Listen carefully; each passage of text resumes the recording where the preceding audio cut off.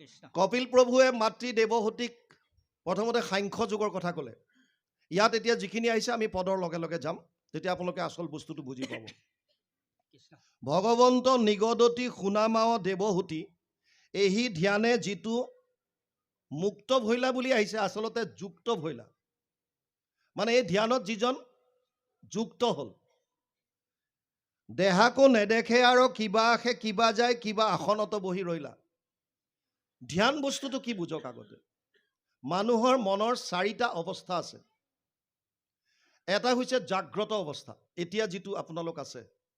মানে আমাৰ শৰীৰ আৰু মন দুইটা সক্ৰিয় যেতিয়া হৈ থাকে তাক জাগ্ৰত অৱস্থা বুলি কয়। মনটো সাৰ পাই আছে, সহজকৈ বুজাবলৈ হ'লে শৰীৰটো সাৰ পাই আছে, এইটোক কয় জাগ্ৰত, মানে সাৰ পাই আছোঁ। ৰাতি যেতিয়া আমি শুই যাওঁ, কেতিয়াবা কেতিয়াবা শৰীৰটো যদিও নিষ্ক্ৰিয় হয়, মানে ধৰক টোপনি গ'ল, অচেতন হ'ল, মনটো যদি সক্ৰিয় হৈ থাকে, সাৰ পাই থাকে, তেতিয়া মনটোৱে লিংগ দেহাৰ লগত, আমাৰ ভিতৰত 2টা শৰীৰ আৰু আছে, এটা লিংগ শৰীৰ, এটা কাৰণ শৰীৰ, কজেল বডি। এই ইন্দ্ৰিয়বিলাক 5টা জ্ঞানেন্দ্ৰিয়, 5টা কৰ্মেন্দ্ৰিয়, পঞ্চপ্ৰাণ, মন, বুদ্ধি, অহংকাৰ, 18টা তত্ত্ব একেলগে মিলি পেলাই সূক্ষ্মভাৱে লিংগ শৰীৰ হৈছে। এজন মানুহৰ মৃত্যু হ'লে আত্মা অকলে নাযায়, লিংগ শৰীৰ লগত যায়। কজেল বডিটো বাসনাবিলাক লগত যায়, কাৰণ শৰীৰ বুলি কয়। বুজি পাইছে? মনটোৱে লিংগ শৰীৰৰ লগত বিভিন্ন ঠাইত ভ্ৰমণ কৰে। তাৰমানে মনলৈ যিমানবিলাক চিন্তা আহে, এই লিংগ শৰীৰে অনুভৱ কৰি থাকে। তাৰমানে মই অমুকত গ'লোঁ, তমুকত গ'লোঁ, তমুকত গ'লোঁ। এইটোকে আমি কি বুলি কওঁ? সপোন, স্বপ্ন অৱস্থা। বুজি পালে নাই? তৃতীয় অৱস্থাটো হৈছে গভীৰ নিদ্ৰা। যেতিয়া শৰীৰটো অচেতন হয়, মনটো যদি শুই যায়, বস্তুটো উপলব্ধি কৰি লওক। মনটো আৰু শৰীৰটো আপুনি ৰাতি শুই যাওঁতে টোপনি গ'ল ধৰক, মনটো যদি চাইলেণ্ট হৈ গ'ল, টোপনি গ'ল, অচেতন হৈ গ'ল, তেতিয়া আত্মা পৰমাত্মাৰ মিলন হয়। সেইখন সময়ত এজন মানুহে সমাধিত যিমানখিনি এনাৰ্জি পায়, গভীৰ নিদ্ৰাত এজন মানুহে সিমান এনাৰ্জি পায়। এয়া জ্ঞানীসকলৰ কথা। বুজি পাইছে নাই? গভীৰ নিদ্ৰা সেইকাৰণে অতি ভাল বস্তু। আপুনি যদি ডিপ শ্লিপ দিব পাৰিছে, আপুনি সুস্থ। আপুনি যদি টোপনি আহোঁতে গভীৰ নিদ্ৰা কেনেকৈ কওঁ আমি? ৰাতি কালি যি 10টাত পৰিলোঁ আৰু গম নাপাওঁ নহয় ৰাতিটো। ৰাতিপুৱা 6টাতে বা 4টাতে সাৰ পাইছোঁ মই। আচ্ছা, কেতিয়াবা ভাবি চাইছেনে যে ৰাতি যে আপুনি 10টাত পৰিল আৰু ৰাতিপুৱা 6টা বা 4টাত সাৰ পালে, আপুনি যে কৈছে কালি ৰাতিটো মই একোৱে গম নাপাওঁ, এই গম নাপাওঁ বুলি আপুনি কেনেকৈ গম পালে? বস্তুটো বুজি পাইছে নাই? বৰ চিন্তনীয় বিষয়। আপুনি যে ক'লে ৰাতিপুৱা যে কালি 10টাত পৰিলোঁ আৰু মই ৰাতিটো গমেই নাপাওঁ ন, ৰাতিপুৱা মই 4টাতে সাৰ পাইছোঁ। এই যে 4টাত সাৰ পাই আপুনি ক'লে ৰাতিটো গম নাপাওঁ বুলি আপুনি কেনেকৈ গম পালে? এইটোতো চিন্তাৰ কথা। তাৰ মানে তেতিয়াও কোনোবা এজন সচেতন হৈ আছে আপোনাৰ লগত, সেইজনে পৰমাত্মা, সেইজনে কৃষ্ণ। বুজি পাইছেনে? যিজনত আমাক শৰণ লোৱাৰ কথা কয় যে সেইজন কৃষ্ণ। সচেতন কৰা দেহ প্ৰাণ ইন্দ্ৰিয়ক, জীৱক ভুঞ্জান্ত নানাবিধ বিষয়ক। পৰমাত্মা বুলি তাক কহে মুনিগণ, এইটো পৰম তত্ত্ব জানিবা ৰাজন, পিপ্পলায়নে নিমিৰজাক কৈছে। আৰু চতুৰ্থ মনৰ অৱস্থাটো হৈছে সমাধি। সমাধিত জাষ্ট উল্টা হয়, শৰীৰটো সক্ৰিয় হৈ থাকে, শৰীৰটো সচেতন। মন, যি মনলৈ 24 ঘণ্টাত 1200ৰ পৰা 60,000টা চিন্তা আহে, 60,000লৈকে এদিনত, 24 ঘণ্টাত 60,000 চিন্তা মেক্সিমাম মানুহৰ মনলৈ আহে। শৰীৰটো সুস্থ সবল কৰি জাগ্ৰত কৰি পেলাই মনৰ চিন্তাবিলাক কমাই যেতিয়া শূন্য কৰি দিব, মনটো যেতিয়া জানি শুনি অভ্যাসৰ দ্বাৰা যেতিয়া শূন্য কৰি দিব, মনলৈ কোনো চিন্তা নাই, তেতিয়া আপোনাৰ আত্মা পৰমাত্মাৰ মিলন হ'ব। এইটো সমাধি অৱস্থা। তেতিয়া আপুনি বাহ্যিক ক্ৰিয়াকলাপবিলাক গম নাপায়। আপুনি তেতিয়া একদম যেতিয়া ধ্যানমগ্ন হৈ যাব, তেতিয়া আপোনাৰ কমপ্লিটলি আত্মাৰ পৰমাত্মাৰ মিলন হ'ব। বাহিৰত কি ঘটিছে আপুনি গম নাপায়। এই কথাটো ইয়াত কৈছে, দেহাকো নেদেখে আৰু কিবা আখে কিবা যায়, কিবা আসনত বহি ৰৈলা। এই গতিটো হৈছিল সমীকৰ। যেতিয়া পৰীক্ষিতে পানী বিচাৰিছিল, সমীক মুনি তেতিয়া ধ্যানত আছিল। ধ্যানত থকাৰ কাৰণে কোনোবাই পানীয়ে বিচাৰিছে নে কিয়ে বিচাৰিছে একো গম পোৱা নাই। কিন্তু দৃষ্টিকোণ, পৰীক্ষিতে ভাবিছে মোৰ দৰে এজন ৰজা অহাৰ পিছত এইজন ভণ্ড কি কৰি আছে, মোক পানী এগিলাচ দিব লাগে বুলি, মোক ইমানটো সন্মান যিটো পাব লাগে দিয়া নাই, গতিকে এডাল মৰাসাপ দি দিলে ডিঙিত। কিন্তু সেই সময়ত সমীকৰ যিটো অৱস্থা এইটো, কিবা আছে কিবা নাই একো গম নাপায়। কি কৈছে? উদাহৰণ বৰ সুন্দৰ দিছে। যেন মধ্য মাতোৱালে কটিৰ বস্ত্ৰকোষীটো আছে নাই একো নাজানে। যেনেকৈ খুবকে এইটো দিয়াৰ পিছত আপোনালোকে নিদিয়ে, দেখিছে নহয় তেনেকুৱা।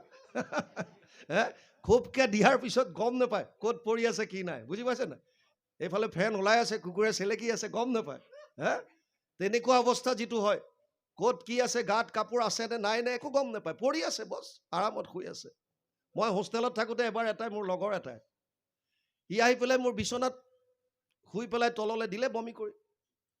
আৰু মই আহি পেলাই পাই কৈছোঁ, তই এইটো কৰিলি কি? একদম অৱস্থা নাই। লগৰ ল'ৰা এতিয়া দাঙি চাঙি বেলেগলৈ নি মই গোটেই ৰুম চাফ কৰিছোঁ। জুনিয়ৰ কেইটাৰ ওচৰত বেয়াও লাগিছে। পিছদিনা তাক সুধিলোঁ, তই কি কৰিলি? সি কৈছে, মই ভাবিছিলোঁ ড্ৰেইনত মুখখন দি পেলাই মই মাৰি আছোঁ। এইটো বিচনাত আছে মোৰ, আৰু সি ভাবিছে মই বাৰাণ্ডাৰ পৰা ড্ৰেইনত মই মুখটো দি পেলাই বমি কৰি আছোঁ। বা বোলো বেটা, তই মোৰ বিচনাখনহে ড্ৰেইন পালিগৈ, আৰু নেপালি দুনিয়াত বিচাৰি। হৈ যায়, গম নাপায় একো। যেতিয়া হেভিত খাব তেতিয়া একো নাথাকে, চেঞ্জ নাথাকে। মই আজিলৈকে বুজি নাপালোঁ মানুহে পইচা দি পেলাই অচেতন হ'ব কিয় বিচাৰে। আজিলৈকে মই এইটো বুজিব পৰা নাই। মানুহে পইচা দি পেলাই নিজক অচেতন কিয় কৰিব বিচাৰে, চেঞ্জলেছ কৰিব কিয় বিচাৰে। মই এইটো তত্ত্বটো আজিলৈকে বুজি নাপালোঁ।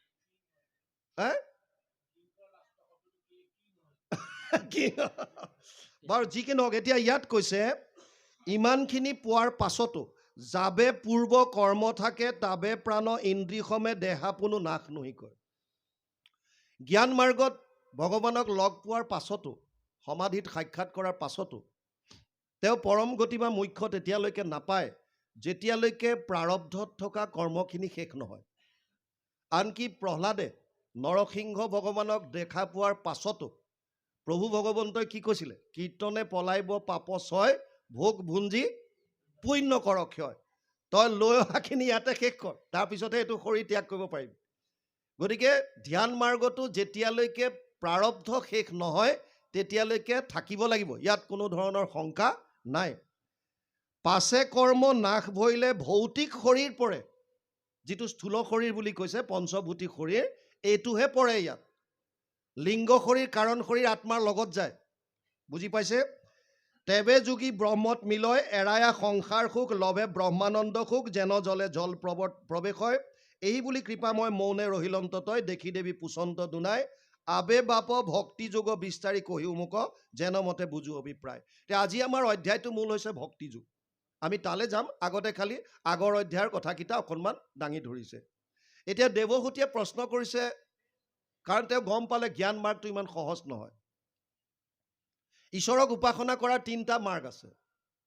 একাদশ স্কন্ধত উদ্ধৱে ভগৱান কৃষ্ণক প্ৰশ্ন কৰিছিল, তেওঁ বৈকুণ্ঠ পুৰাণৰ প্ৰাক মুহূৰ্তত। তদ বিয়োগেন তে ভক্তম কথম স্থাস্যন্তি ভূতলে, নিৰ্গুণ উপাসনে কষ্টম অত কিঞ্চিত বিচাৰায়। পদ্মপুৰাণ উত্তৰখণ্ড ভাগৱত মাহাত্ম্য 1ম অধ্যায় 3য় অধ্যায় 59 নম্বৰ শ্লোক। তাত কৈছিলে উদ্ধৱে, হে প্ৰভু, তুমি যে কৈছা মই বৈকুণ্ঠলৈ গুচি যাম, বৈকুণ্ঠলৈ যোৱাৰ পাছত তদ বিয়োগেন, তোমাৰ বিয়োগত, তে ভক্ত, তোমাৰ ভক্তসকল, কথম স্থাস্যন্তি ভূতলে, পৃথিৱীত কেনেকৈ থাকিব? কাৰণ নিৰ্গুণ নিৰাকাৰ ব্ৰহ্মক উপাসনা কৰাটো সহজ সাধ্য নহয়। আৰু তেতিয়া উপায় বিচাৰিছিল। প্ৰথম উপায়টো তেওঁ দিলে, মই ভাগৱতত বিলীন হৈ থাকিম। তাৰ পাছত ক'লে যে মোক পাবলৈ 3টা মাৰ্গ আছে বা পথ আছে। যোগ ত্ৰায়ময়ী প্ৰোক্তা নৰণম শ্ৰেয় বিধিচ্ছয়, জ্ঞানম কৰ্মম চা ভক্তিম চা না উপায় অন্যস্তি কুত্ৰাচিত। 11:20 একাদশ স্কন্ধ 20 অধ্যায় 6 নম্বৰ শ্লোক ভাগৱত। হে উদ্ধৱ, মোক পাবৰ কাৰণে 3টা মাৰ্গ আছে। এটা হৈছে কৰ্ম মাৰ্গ, য'ত যাগ যজ্ঞ পূজা পাতল আছে, বুজি পাইছে নাই? সেইকাৰণে আপুনি মই নাই বুলি য'তে ত'তে কৈ নুফুৰিব। ভগৱানে কৈছে আছে, কিয় কৰিব নালাগে এইটো বেলেগ কথা। পিছত সিদ্ধান্ত বেলেগ দিছে, ভগৱানে সিদ্ধান্ত দিছে, কিন্তু আছে বুলি কৈছে। এটা হৈছে যাগ যজ্ঞ পূজা পাতল, কৰ্ম মাৰ্গ। এটা হৈছে জ্ঞান মাৰ্গ, নিৰ্গুণ নিৰাকাৰ ব্ৰহ্মক উপাসনা কৰা। আৰু আনটো হৈছে ভক্তি মাৰ্গ, য'ত সমস্ত ভূতত বিষ্ণুময় ভাৱ কৰি কৃষ্ণত একান্তভাৱে শৰণাগতি হৈ ভকতৰ সংগত তেওঁৰ লীলাসমূহ শ্ৰৱণ কীৰ্তনৰ দ্বাৰা নামক প্ৰাধান্য কৰি আমি ঈশ্বৰ পাব পাৰোঁ।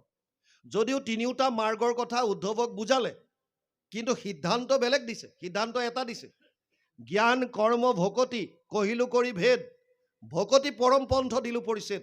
এইটো ভগৱানে সিদ্ধান্ত দিছে, বুজি পাইছে নাই? আপুনি নাই বুলি কাকো নক'ব, আছে, কিন্তু সিদ্ধান্ত ভগৱানে কৈছে বাকী দুটাক নাই দিয়া, দিছে কাক? ভক্তিক। কিয়? কিয় দিলে শ্ৰেষ্ঠটো, এইটো জানিবলগীয়া কথা। য'ত নেকি ভগৱানে গীতাত অৰ্জুনক কৈছে সমু অহম সৰ্বভূতেষু নামে দেশ অস্তি না প্ৰিয়, 9ম অধ্যায় 29 নম্বৰ শ্লোক। হে অৰ্জুন, মই সকলোৰে কাৰণে সমান, মোৰ কাৰণে কোনো প্ৰিয়ও নহয়, মোৰ কাৰণে কোনো শত্ৰু নাই, কাৰো প্ৰতি দেশ্য ভাৱ নাই, কাৰো প্ৰতি বেলেগ নাই, চবক মই সমানভাৱে চাওঁ। আচ্ছা, যদি চবকে সমানকৈ চোৱা, তেতিয়া এই দুটা মাৰ্ক যে চাইড কৰিলা কিয়? এইটো কৰ্ম মাৰ্গ, জ্ঞান মাৰ্গ দুটা যে চাইড কৰি ভক্তিক তুমি শ্ৰেষ্ঠ বুলি ক'লা, এই দুটা কিয় কৰিলা? তাৰ কাৰণে বুজি লওক কৃষ্ণৰ লগত আমাৰ সম্বন্ধ কি। কথাবিলাক খৰচি মাৰি বুজক। অৰ্জুনক কৈছে পিতা সমস্য জগতো মাতা ধাতা পিতামহ বেদ্যম পবিত্ৰ ওংকাৰ ঋক সাম যজুৰে বচ, 9ম অধ্যায় 17 নম্বৰ শ্লোক গীতা।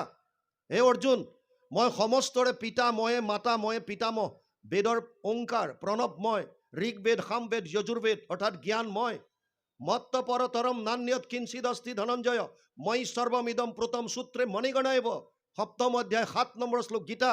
হে অৰ্জুন, মোতকে শ্ৰেষ্ঠ কোনো নাই। যেনেকৈ এধাৰী মালাত মণিবিলাক গাঁঠি থোৱা থাকে সূতাডালত, তেনেকৈ সমস্ত জীৱ মোৰ লগত গাঁঠ খাই আছে। এতিয়া ভগৱান কৃষ্ণ আমাৰ কি সম্বন্ধত? কৈছে তেওঁৱে পিতা, তেওঁৱে মাতা, তেওঁৱে পিতামহ, তাৰমানে আমাৰ অভিভাৱক, স্বামী। এতিয়া এনেকুৱা কোন মাক বাপেক আছে যোনে নিজৰ পিতেকৰ বা সন্তানৰ অহিত চিন্তা কৰিব? কোনোবা আছে নেকি? সন্তান যিমানেই বেয়া নহওক কিয়, মাক বাপেকে কেতিয়াও সন্তানৰ বেয়াটো চিন্তা কৰিব নোৱাৰে। ভগৱান কৃষ্ণই ভাবিছে যে মই কলিযুগৰ প্ৰাণীখিনিৰ কেতিয়াও অহিত চিন্তা কৰিব নোৱাৰো। সেইকাৰণে কৰ্ম মাৰ্গ আৰু জ্ঞান মাৰ্গ দুটাক চাইড কৰিছে। কিয়? উদ্ধৱক কৈছে, উদ্ধৱক কৈ গৈছে এয়া লুকাই চুৰকে ভক্তি মাৰ্গৰ কথা কোৱা নাই। সেইকাৰণে আমাৰ মাধৱ পুৰুষে কৈছে য'ত আছে ঊৰ্ধ্ব বাহু কৰি ক'বা। কিয়? একদম সত্য শাস্ত্ৰসন্মত, তুমি লোকধাক কৰিবলৈ কিডাল আছে? আমাৰ বহুতে আকৌ মিলাই জুলাই পেলাই ব্যাখ্যা কৰে, হে মিলাই পেলাই কৰে, বেয়া পাব। আৰে বেয়া পাবলগীয়া কিটো আছে? সত্য শুদ্ধটো কোৱা। ভাগৱতত যিটো লিখা আছে সেইটোৱে তুমি ক'বা, আকৌ মিলাবলগীয়া কিটো আছে তাত? হে চাব দেই অকণমান মিলাই পেলাই মানে, হে সেইটো ক'বলৈ আমাক মাতি লাভ নাই, আমি যিটো আছে সেইটোৱে ক'ম। হে চবকে ৰাখিব নোৱাৰিব নহয়, সেইটো নেচেল, সেইডাল নহ'ব আমাৰ লগত। সত্য শুদ্ধ যিটো আছে, ভগৱান কৃষ্ণই কৈছে কৰ্ম মাৰ্গ আছে, জ্ঞান মাৰ্গ আছে। কিয় কৰিব নালাগে এইটো উদ্ধৱক বুজাইছে আৰু অৰ্জুনকো বুজাইছে। উদ্ধৱক কৈছে যাগ যজ্ঞ পূজা পাতল কৰাত মোৰ কোনো আপত্তি নাই, কিন্তু মন্ত্ৰচৈব পৰিজ্ঞাতম কৰ্মসুধীৰ মদৰ্পণম ধৰ্ম সম্পদতে ষডভি অধৰ্মস্য বিপৰ্যয়। 11, 21, 15 একাদশ স্কন্ধ 21 অধ্যায় 15 নম্বৰ শ্লোক ক্লিয়াৰলি ভগৱানে উদ্ধৱক কৈছে, হে উদ্ধৱ, যাগ যজ্ঞ পূজা পাতল কৰিলে 6টা বস্তুৰ শুদ্ধতা থাকিব লাগিব। যদি ছিদ্ৰ থাকে তেতিয়াহ'লে পুৰোহিতৰ একো নহয়, হে যাজকজনৰ সেৱকীজনৰ বিপৰ্যয় ঘটিব। বুজি পাইছে না কিমান কিটিপ ৰাখি থৈ গৈছে? হে কৰাজনৰ একো নহয়, যিজনে কৰাইছে তেওঁ 12 বাজিব। বুজি পাইছে না কিটিপটো চোৱা। আৰু 6টা বস্তু কি? স্থান প্ৰথমতে দিলে। আপোনালোকে জানি আচৰিত হ'ব, 28 সহস্ৰ ঋষি বেদত প্ৰধান এই ঋষিসকলে প্ৰয়াগ ক্ষেত্ৰত ভগৱান নাৰায়ণৰ দৰ্শন পাইছিল। দ্বাপৰৰ শেষত পদ্মপুৰাণত পাব কাহিনী। তেওঁলোকে ভগৱানক কৈছিল, প্ৰভু কলিযুগৰ মানুহে পাপৰ সাগৰত ডুব যাব, তেওঁলোকৰ অৱস্থা অতি জটিল হ'ব, গতিকে তেওঁলোকৰ কল্যাণৰ অৰ্থে আমি যজ্ঞ কৰিব বিচাৰিছোঁ 1000 বছৰ জোৰা। আমাক এটুকুৰা স্থান দিয়ক, কাৰণ আমি জানো যজ্ঞ য'তে ত'তে চিধা কথা। আৰু ভগৱান কৃষ্ণই তেতিয়া কৈছে মোৰ সুদৰ্শন চক্ৰটো মই এৰি দিছোঁ, তোমালোকে চক্ৰৰ লগত যোৱা। চক্ৰৰ মাজৰ শলাবিলাক নেমি বুলি কয়, য'ত মোৰ চক্ৰটো ৰৈ যাব, নেমিবিলাক পৰিব, তাত তোমালোকে যজ্ঞ কৰিবা, 1000 বছৰ তোমালোকক কোনো একো অপকাৰ নকৰে, কোনো বিঘিনি নঘটে। আৰু ঋষিসকল চক্ৰৰ লগত গ'ল, এখন অতব্য অৰণ্যৰ মাজত এটুকুৰা মুকলি ঠাইত চক্ৰটো পৰি গ'ল আৰু নেমিবিলাক তাত পৰি গ'ল। সেইকাৰণে নেমিবিলাক পৰাৰ কাৰণে জেগাকণৰ নাম কৰিলে নৈমিষ। অৰণ্যৰ মাজত হোৱাৰ কাৰণে অৰণ্য যোগ হ'ল, নৈমিষ প্লাছ অৰণ্য সন্ধি হ'ল, দীৰ্ঘ সন্ধি, নাম দিলে নৈমিষাৰণ্য। কিছু ভকতৰ মতে এই চক্ৰটো নিমিষতে গৈ তাত পৰিছিল। নিমিষ মানে চকুৰ এটা পলক, সময়ৰ এটা যোগ। আমি কাৰ্যক্ষেত্ৰত ব্যৱহাৰ কৰোঁ, ক'ৰবাত জুই লাগিলে কি বুলি কয়? নিমিষতে জ্বলি শেষ হৈ গ'ল, চব শেষ, নিমিষতে খতম হৈ গ'ল। এটা পৰিয়াল গোটেই নিমিষতে শেষ। নিমিষ শব্দটো আমি ব্যৱহাৰ কৰোঁ। নিমিষ মানে চকুৰ এটা পলক। চকুটো জপাওঁতে যিকণ সময় লাগে এইকণক এক নিমেষ বুলি কয়। এই নিমিষতে চক্ৰটো তাত পৰাৰ কাৰণেও জেগাকণৰ নাম নৈমিষ হ'ল, আৰু অৰণ্য যোগ হৈ পেলাই নৈমিষ যোগ অৰণ্য সন্ধি হৈ পেলাই এটা শব্দ হ'ল নৈমিষাৰণ্য। এতিয়া 28,000 ঋষি মুনিও স্থান নিৰ্বাচন কৰিবৰ কাৰণে ভগৱানৰ পৰা স্থান লৈছে। বুজি পাইছেনে? জনক আদি ৰজাই 12 বছৰ নিজে হাল বাই পেলাই যজ্ঞস্থলী তৈয়াৰ কৰিছিল বুলি শাস্ত্ৰত আছে। এনেকৈ হাল বাওঁতেই শিয়লিত এবাৰ সীতাক পাইছিল, হয়নে নহয়? আৰু এতিয়া য'তে মন যায় ত'তে যজ্ঞ কৰিলে হ'ব নেকি? কাল সময় শাস্ত্ৰত প্ৰায় লিখা থাকে সূৰ্য উদয়ৰ পৰা সূৰ্য অস্তৰ ভিতৰতহে যজ্ঞ হয়। ৰাতি কোনো ধৰণৰ যাগ যজ্ঞবিলাক নহয় জেনেৰেলি, কিন্তু কিছুমানে ৰাতিও কৰে। বুজি পাইছে নাই? বিয়া বাৰুটোতো যিটো যজ্ঞ কৰে সেইটোতো ৰাতিয়ে চলে, গম পাইছে নাই? স্থান কাল পাত্ৰ, তাত যিখিনিয়ে যজ্ঞত লাগিছে দ্ৰব্য যিবিলাক বস্তু আনিছে, আৰু আটাইতকৈ ডাঙৰ বস্তু হৈছে মন্ত্ৰ। মন্ত্ৰ উচ্চাৰণ। আমি প্ৰায় কওঁ চৰকাৰে আমাৰ দুটা ডাঙৰ অনুষ্ঠান পাতিছিল এইখন চৰকাৰে। প্ৰথম আহি এটা পাতিছিল নমামী ব্ৰহ্মপুত্ৰ, আৰু তাৰ পাছত এটা শংকৰ জন্মোৎসৱৰ দিনাই পাতিছিল ৰুদ্ৰ যজ্ঞ, মহাযজ্ঞ। আচ্ছা, তাত যিকেইজন পুৰোহিত আনিছে অসমৰ নেকি? চব বাহিৰৰ পৰা আনিছে। বাৰাণসী কিয়? বৃন্দাবন, বাৰাণসী, কাশী, গয়া এই চাইডৰ পৰা আনিছে কিয়? কাৰণ তেওঁলোকৰো বিশ্বাস নাই যে যদি আমাৰ কিজন লগাই দিওঁ মন্ত্ৰত যদি খেলি মেলি কৰে বিপদ আমাৰ আহিব। বুজি পাইছে নাই? এইটো সত্য কথা কৈ আছো, এইটো কোনো লোক ঢাক নাই। কৰিছিলে ইন্দ্ৰক বধ কৰিবৰ কাৰণে বৃত্ৰাসুৰৰ হাতত, আৰু মন্ত্ৰ উচ্চাৰণ কৰিলে কৰিব লাগিছিল ইন্দ্ৰ শত্ৰু নিধন হওক। মই অসমীয়াতে কৈছো, ইন্দ্ৰ শত্ৰু নিধন হওক, এইটো হ'ব লাগিছিল মন্ত্ৰ। আৰু মন্ত্ৰত ওলাই গ'ল ইন্দ্ৰৰ শত্ৰু নিধন হওক। ডাইৰেক্ট উল্টা, ইন্দ্ৰস্য শত্ৰু বিবৰ্ধন, শেষ খতম। লগে লগে ইন্দ্ৰৰ হাতত বৃত্ৰাসুৰ বধ। মন্ত্ৰত যদি ছিদ্ৰ ৰৈ যায় তেতিয়াহ'লে ভয়ানক বিপৰ্যয় হ'ব। সেইকাৰণে উদ্ধৱক কৈছে যে কৰ্মকাণ্ডটো কলিযুগৰ মানুহৰ কাৰণে ই সহজ সাধ্য নহয়। ইমান ৰিস্ক কিয় লৈছা? সেইকাৰণে এইটো বাদ দিয়া। আৰু আহক এতিয়া জ্ঞান মাৰ্গ। জ্ঞান মাৰ্গ মানে নিৰ্গুণ নিৰাকাৰ ব্ৰহ্মক উপাসনা কৰা।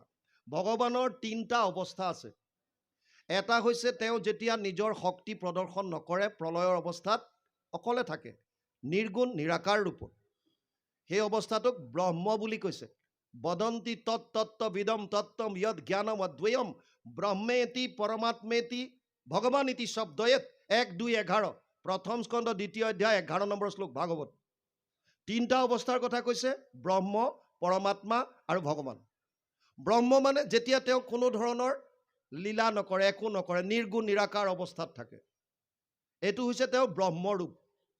এই ৰূপটো চিন্তা কৰাটো ইমান সহজ সাধ্য নহয় যাৰ বিষয়ে একো নাজানে, যাৰ আকাৰ নাজানে। আপুনি ঘৰলৈ গৈছে, আপোনাক ল'ৰাটো বা ছোৱালীজনীয়ে আহি ক'লে যে দেউতা আপোনাক বিচাৰি মানুহ এজন আহিছিল। কোন আহিছিল?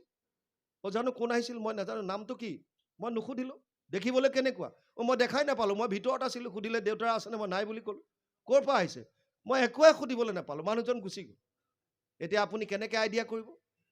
না মানুহটোৰ নাম জানে, না ধাম জানে, না ৰূপ জানে, না আকাৰ জানে, ক'ৰ পৰা আহিছে, কি কৰিছে, গুণ ৰূপ একো নাজানে। কেনেকৈ চিন্তা কৰিব কোন বুলি? নিৰ্গুণ নিৰাকাৰ ব্ৰহ্মক উপাসনা কৰাত তেনেকুৱা কষ্ট। সেইকাৰণে এইটো সহজ নহয়। এইটো পথত যাবৰ কাৰণে শংকৰাচাৰ্যই কৈছিল আন বহুত আছে, তাৰ মাজত 4টা মূল বস্তু: সম, দম, তিতিক্ষা, উপ্ৰতি। প্ৰথম হৈছে মনৰ ওপৰত সংযম লাগিব আপুনি এডমিশ্যন ল'বৰ কাৰণে জ্ঞান মাৰ্গত। দ্বিতীয় হৈছে ইন্দ্ৰিয়ৰ ওপৰত দমন কৰিব পৰা ক্ষমতা লাগিব। তৃতীয় হৈছে সহনশীলতা গুণ, ৰ'দ বৰষুণ গৰম ঠাণ্ডা চব সহ্য কৰিব পৰা গুণ লাগিব। আৰু চতুৰ্থটো হৈছে বিষয়ৰ ওপৰত উঠিব পৰা। এইখিনি থাকিলেহে আপুনি জ্ঞান মাৰ্গত এডমিশ্যন ল'ব পাৰিব। এইটো নিৰ্গুণ নিৰাকাৰ ৰূপ। যেতিয়া তেওঁ সমস্ত প্ৰাণীৰ শৰীৰত থাকে তেতিয়া তেওঁ গুণটো প্ৰকাশ কৰে, আকাৰটো দেখা নাপায়। এতিয়া আমি ইয়াত কথা কওঁতে মাজে মাজে মাতটো নাইকিয়া হৈ যায়, মাইক্ৰফোনটোৱে কাম কৰা বন্ধ কৰে। তেতিয়া আপোনালোকে কি বুলি ভাবে? কি যোৱা বুলি কয়? কাৰেণ্ট গ'ল বুলি কয় নাই? তাৰমানে ইলেক্ট্ৰিচিটি প্ৰবাহটো বন্ধ হৈ গ'ল। এইটো আপোনালোকে দেখা পাইছে নেকি কাৰেণ্টটো? কিয় গম পাইছে? মোৰ মাতটো ডাঙৰ কৰাত, চাউণ্ডটো ডাঙৰ কৰাত সি বিফল, তাৰমানে বন্ধ হৈ গ'ল। কিহৰ পৰা গম পাইছে? গুণটোৰ পৰা। এজন মানুহে লৰচৰ কৰি আছে, হাত ভৰি, এতিয়া আমি কৈ আছো কিয় পৰা গম পাইছে? কৃষ্ণ। এজন মানুহে যেতিয়া হাত ভৰি লৰচৰ কৰি থাকে, কথা বতৰা ক'ব পাৰে, তেতিয়া আমি জানো যে মানুহজন জীৱিত আছে। তাৰ মানে গুণটোৰ পৰা গম পাওঁ। যদি মানুহজন মৰি যায়, ৰাতিপুৱা কেতিয়াবা গম পায় আজি অমুক বাপজনা গ'ল। আপুনি দা এখন লৈ গৈছে বাপৰ ঘৰত, আৰু গৈ পেলাই দেখিছে ভুল খবৰ পালোঁ, মানুহজন যোৱা নাই। কিয়? চোতালত শুৱাই থৈছে বগা কাপোৰ দি। একেই হাত ভৰি নাক মুখ, মাতিছে বাৰু ফোনটো, উঠা, নাই খবৰ নাই, চেছ। আৰু দুজন মানে কৈ আছে বেচেৰাটো কালি সন্ধিয়া লগ পাইছিলোঁ, আজি ৰাতিপুৱাই গ'ল। আৰে কোন গ'ল? এইজন মানুহ শুই আছে, কোন গ'ল হে? এইজনেইতো আছিলে কালি সন্ধিয়া লগ পাইছোঁ। একে হাত ভৰি নাক মুখ চব আছে, কিন্তু লৰচৰ কৰিব নোৱাৰে। তাৰ মানে কেনেকৈ গম পালে গ'ল বুলি? কোনোবা লৰচৰ কৰিব নোৱাৰে, গুণটোৰ পৰা গম পাইছে। যেতিয়া সেইটো অৱস্থা য'ত আপুনি গুণটো দেখায়, আকাৰটো গম নাপায়, সেইটো অৱস্থা ভগৱানৰ হৈছে পৰমাত্মা। প্ৰবৰ্তান্ত যেখনে ইন্দ্ৰিয় সমস্তক পৰমাত্মা বুলি তেবে কহে মাধৱক। মা মানে লক্ষী, ধৱ মানে স্বামী। মাধৱ বুলি কাক কৈছে? মাধৱক। প্ৰবৰ্তান্ত যেখনে ইন্দ্ৰিয় সমস্তক, যেতিয়া ইন্দ্ৰিয়বিলাক প্ৰবৰ্তাই থাকে তেতিয়া তেওঁক পৰমাত্মা বুলি কয়। বুজি পাইছেনে? সমাধিত বেকত হুৱন্তে গুছে ভ্ৰম, তেখনে বলয় জানা মাধৱক ব্ৰহ্ম। যেতিয়া সমাধিত আপোনাৰ এনেকুৱা এটা জ্ঞান আহিব, আপোনাৰ মনৰ ভ্ৰমবিলাক আঁতৰ হ'ব, আত্মা কি পৰমাত্মা কি বুজি পাব, তেতিয়া সেই অৱস্থাটোক কৈছে যে ব্ৰহ্ম। যেখনে কৰয় এইটো সৃষ্টি স্থিতি অন্ত, তেখনে বোলয় মাধৱক ভগৱন্ত। ব্ৰহ্ম পৰমাত্মা ভগৱান এক তত্ত্ব, তিনি ৰূপ একে নাম লক্ষণ ভেদত।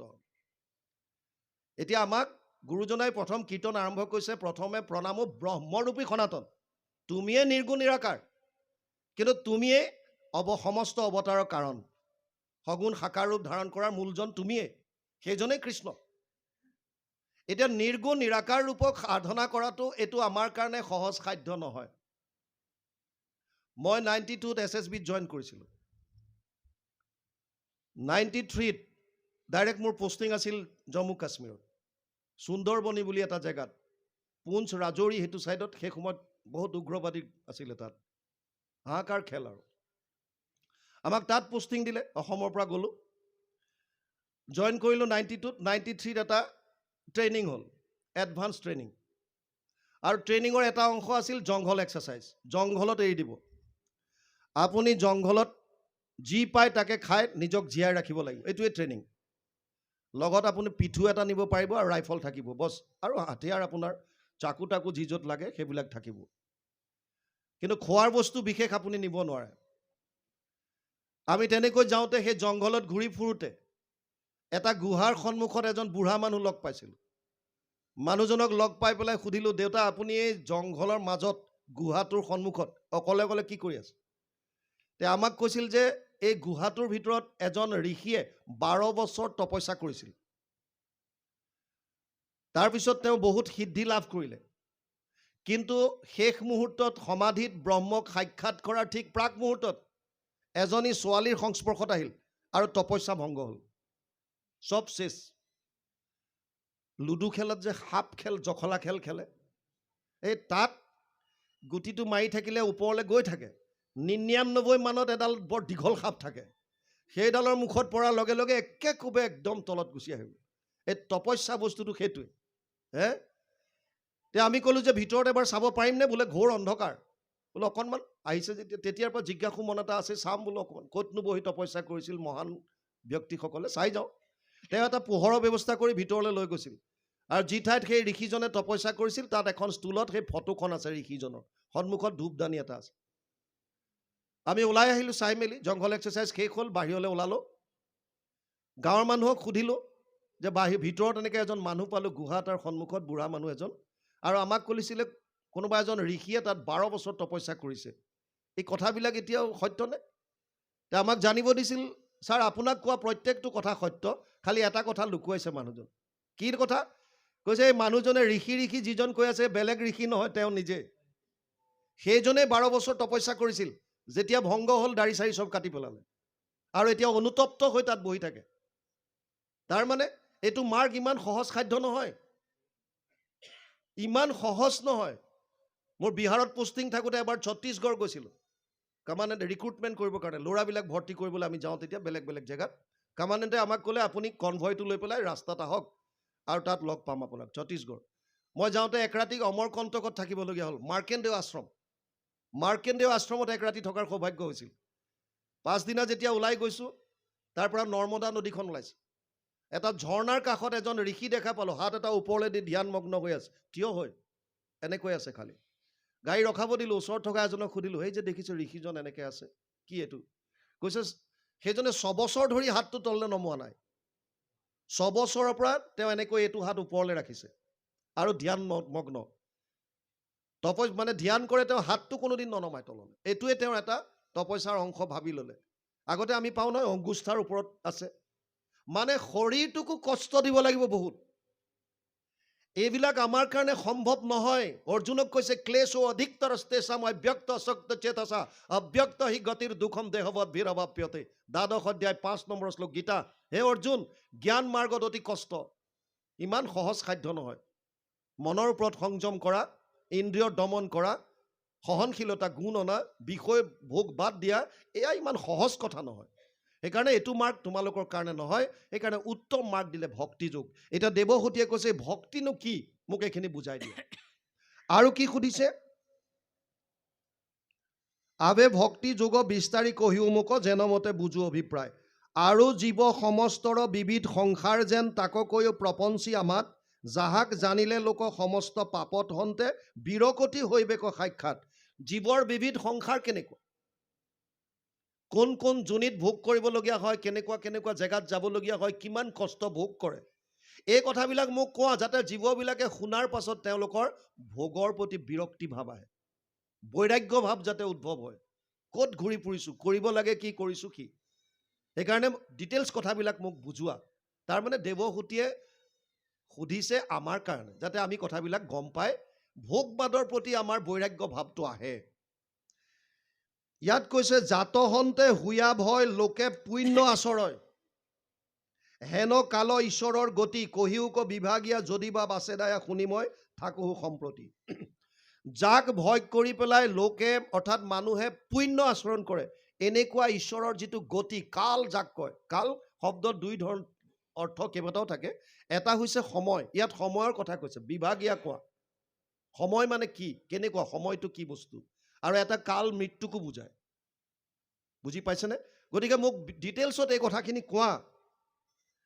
অজ্ঞান আন্ধাৰ মাজে শয়ন কৰিয়া আছে শ্ৰান্ত হৈয়া জীৱ জগতৰ, তাসম্বাক কৰি দায়া উদয় ভৈলাহা তুমি যোগপন্থ প্ৰকাশ ভাস্কৰ। সমস্ত জীৱ অজ্ঞান আন্ধাৰত পৰি আছে, মানে মায়াত। ব্ৰহ্মা আদি কৰি জীৱ যত ৰাম ৰাম ৰাম ৰাম ৰাম মায়া সজ্জা মাজে আশ্ৰয় ঘুমতি যায়। মায়া শব্দৰ আৰু এটা অৰ্থ হৈছে অজ্ঞান আন্ধাৰ, অজ্ঞানতা, মায়া। এই মায়াত চব জীৱবিলাক পৰি আছে। জীৱবিলাকক তাৰণ কৰিবৰ কাৰণে তুমি সূৰ্যৰ দৰে উদয় হৈছা। যোগ পন্থ দেখুৱাই, লাগিলে সি সাংখ্য যোগ হওক, ভক্তি যোগ হওক, যিয়ে নহওক, এই গোটেইখিনি দেখুৱাই যাতে জীৱবিলাকে এই সংসাৰ চক্ৰৰ পৰা পৰিত্ৰাণ পাব পাৰে, এনেকুৱাকৈ তুমি উদয় হৈছা।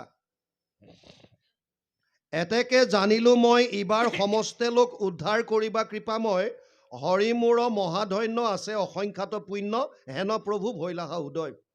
এতেকে মই গম পালো যে এইবাৰ সমস্ত লোককে তুমি উদ্ধাৰ কৰিবা, আৰু মই নিজকে ধন্য মানিছোঁ, কাৰণ তোমাৰ দৰে এজন ভগৱান আহি মোৰ উদৰত তনয় হিচাপে জন্ম লাভ কৰিলা, অৰ্থাৎ মই তোমাক পুত্ৰ হিচাপে পাইছোঁ। ইয়ালৈকে এতিয়া গৈছে, অকণমান পাঠ যাওক, তাৰপিছত আলোচনা কৰিম। কৃষ্ণ।